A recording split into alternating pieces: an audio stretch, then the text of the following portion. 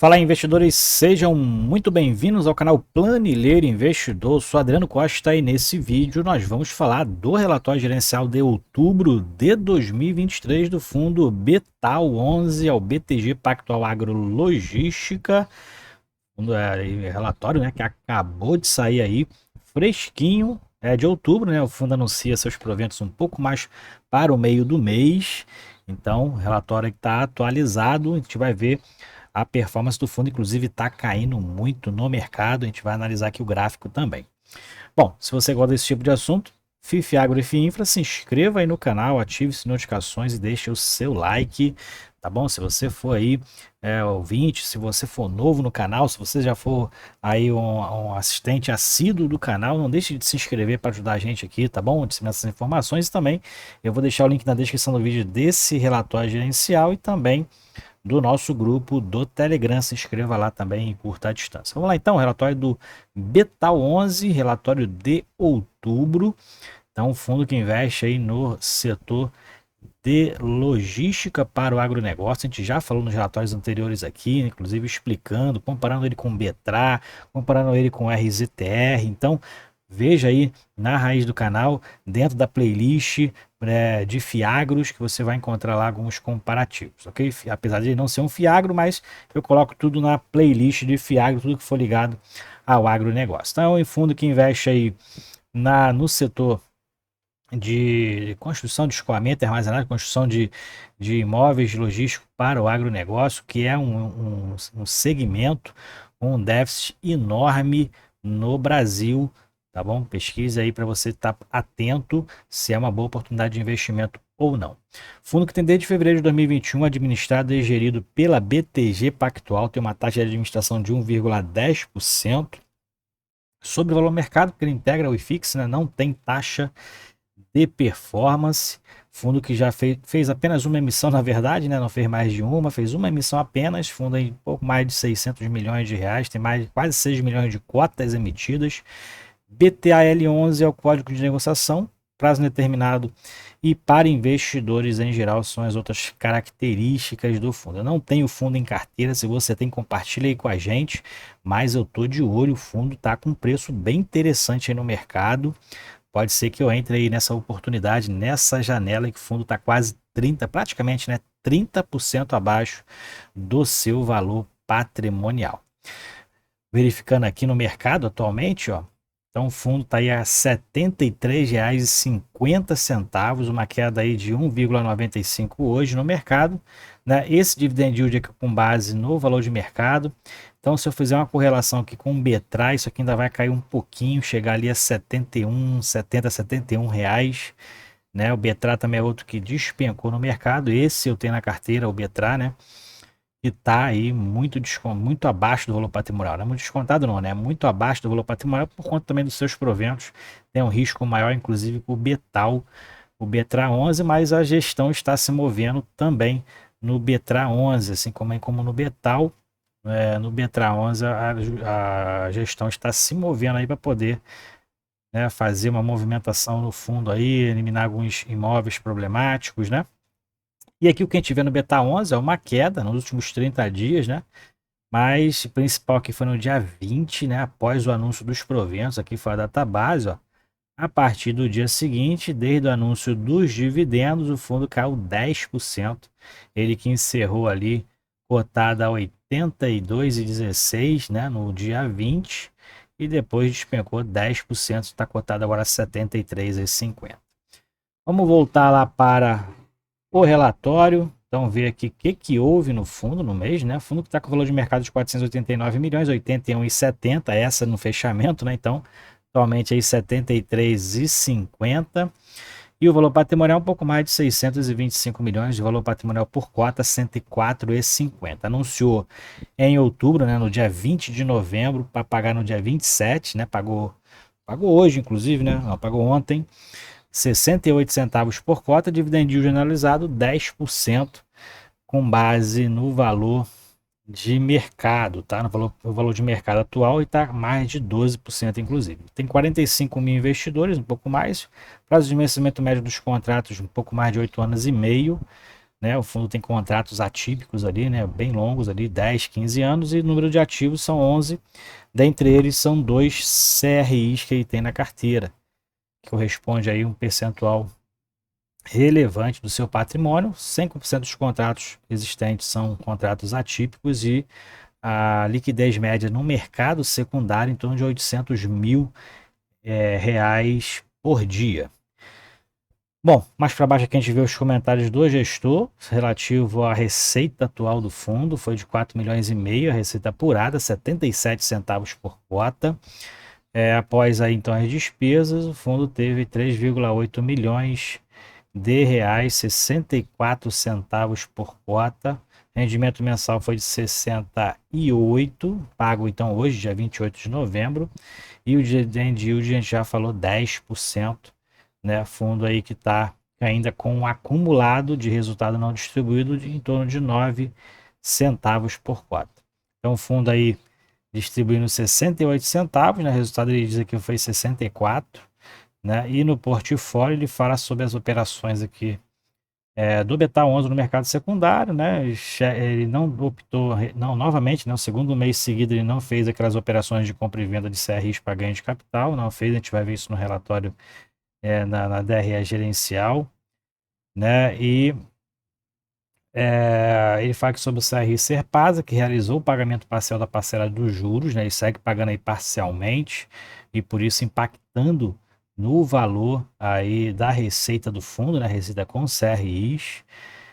E mais para baixo nos comentários do gestor ainda, ele fala que no meio, resultado de outubro, a cota de mercado então, encerrou 81,70, já tinha sido uma queda bem relevante de setembro para outubro, e agora vai ser também bem relevante de outubro para novembro, né? Provavelmente caindo mais uns 10%, né? Nesse mês de novembro, né? Já prevendo em próximo relatório. Bom, aqui ele fala sobre o cenário macro, né, que não tem muito impacto aqui, tem em relação do IPCA que está estabilizado aí, né, está com acumulado os últimos 12 meses de 4,82%, né, os contratos do fundo são todos indexados ao IPCA. Ele faz aqui só um levantamento do mercado em relação à logística e infraestrutura, basicamente é um texto padrão, né, atualiza uma outra coisa aqui, a gente vai até pular essa parte, né? Ele fala aqui sobre infraestruturas, investimentos, né? O que se tem hoje de escoamento, quanto se perde ali na safra por conta da falta de armazenagem, né? Disponível, e quanto deixa de produzir também, né? Enfim, volume financeiro, ele fala aqui sobre então a composição do patrimônio, 473 milhões em imóveis, 186 milhões em CRIs, tem aqui algumas contas a receber, algumas coisas de renda fixa aqui relativa ao seu caixa, tem opções de recompra, né, aquelas opções de recompra que o fundo tem que reconhecer como passivo, né, que é um direito aí de quem, do que o fundo fez ali, do arrendante, né, do imóvel. Então essa opção de recompra fica ali no passivo, né, e o fundo tem atualmente 625 milhões em patrimônio líquido, exposição por ativo, então são 67% exposto aí a imóveis do agronegócio. Aqui é a composição mensal do ativo por cota, né? Por ativo e por cota. Então a gente vê aqui as participações de cada um. O principal que é o Coruripe com 15 centavos por cota ali de participação na receita. E os proventos, então, database 30 de outubro, anunciado no dia 21 e pago no dia 28, que é o 18º dia útil. Então, 68 centavos por cota, mês de outubro. E aqui o resultado detalhado aqui do fundo, né? A receita imobiliária é estabilizada, não tem muita surpresa, né? Mesmo valor aqui nos últimos 4 meses. CRI teve aqui uma diferençazinha em relação a setembro, né? Pagamento parcial lá de um dos CRIs ainda está prejudicando esse fluxo. E renda fixa, fundo então 156 mil, tem usado aí parte para complementar resultado, né? Então tem reduzido essas receitas aqui com os instrumentos de caixa, né, de rentabilidade, né, e não tem feito os ganhos de capital pelo segundo mês seguido, né, aquela compra e venda de CRI no mercado, tá? Então o total de receita foi de 4 milhões, quase 4,6 milhões, né, despesas do fundo em torno de 400, em torno de 500 mil reais, né, e o resultado foi pouco mais de 4 milhões de reais, distribuindo 68 centavos por cota. né? E o que a gente verifica aqui é que no acumulado de 23 o fundo distribuiu 1% a mais dos seus resultados, então queimou um pouquinho de caixa em 2023. Se a gente pegar os últimos 12 meses, queimou um pouquinho mais, 2%, né? Mas no acumulado desde o início do fundo, o fundo está 100% dos seus resultados foram distribuídos ali sem previsão de utilização de caixa para queimar caixa, né? Não queimou caixa aí praticamente, se a gente pegar toda a vida do fundo e as distribuições que eles fizeram. Mais para baixo que a gente verifica então a composição da carteira, não teve modificações, o fundo tem aqui armazéns de graneleiros, tem CRIs, tem armazém refrigerado, terminal portuário, centro de distribuição de recebimento de grãos, terminal de transbordo, complexo industrial, então tem uma diversificação aqui interessante por ativo, dentro dos perfis do locatário principal, que é logístico e operador logístico, né, 38%, e 100% dos seus contratos são atípicos, 100% indexado ao IPCA, e o vencimento, prazo de vencimento médio dos contratos, pouco mais de 8 anos e meio de reais, a maioria dos contratos vence entre 2031 e 2035, e o próximo reajuste agora é somente em fevereiro. 41% da receita será reajustada pelo IPCA acumulado em fevereiro de 2024. Aqui também são os ativos por estado, né? Dois lá em Goiás, a principal receita, as receitas em sua maioria vêm de Goiás, né? 24%. Tem aqui as localizações geográficas, tem aqui em relação ao portfólio, né? Os ativos adquiridos, 555 milhões de reais, um cap rate médio de 10,7%.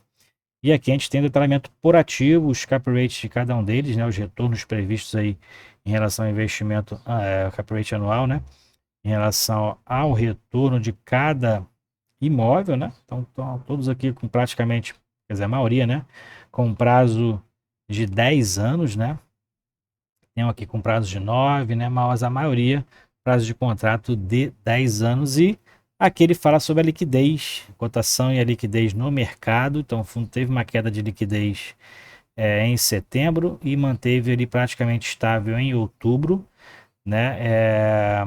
Mas por conta também da queda do preço de mercado nesses 2 meses aqui, né? Então reduz o preço de mercado, claro, o volume de negociação acaba reduzindo, mesmo mantendo-se ali o volume de quantidade de cotas negociadas. E a rentabilidade no mês de outubro foi negativa em 5,4%, e o que a gente observa já em novembro é uma rentabilidade negativa em torno aí de, superior na verdade, a 10%.